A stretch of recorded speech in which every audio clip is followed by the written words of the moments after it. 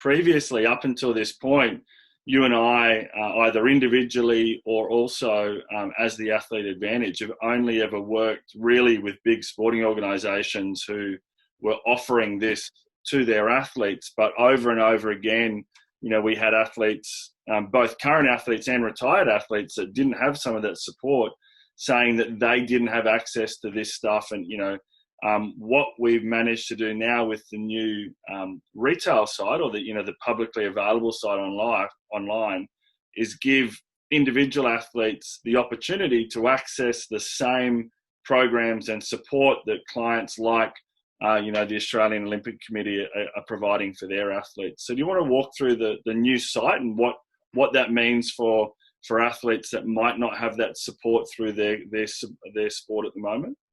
Yeah.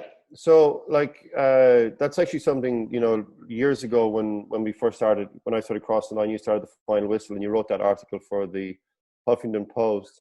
And then you got this heap of, this wave of emails from people saying, we need something. Do you have anything? And at that time, you didn't have anything like this ready. And I remember you thinking that is very much a source of frustration, because you're like, there's all these people need something, but we don't have somewhere to actually kind of put them. And COVID happened, which has kind of been the next big thing for athletes, where everyone's kind of been like, oh, wow, sports just stopped. And all of a sudden I've realized that what am I going to do without sport, and where do I get that help from? Yeah, exactly. So it's really good that we have this website ready to go now, and athletes can avail of this service from wherever they are in the world, whatever the situation is.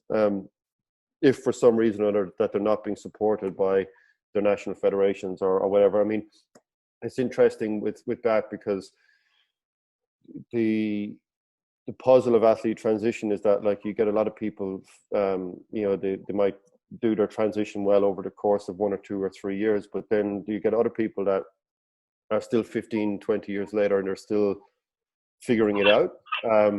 That's not at all a rare situation. It's very common, actually. So what we want with this program is to make sure that wherever you are in that transition journey, if you're transitioning, if you've done a job for a long time, you're transitioning jobs, but you want to bring that athlete factor into your next job, this is obviously a space for you to do that as well.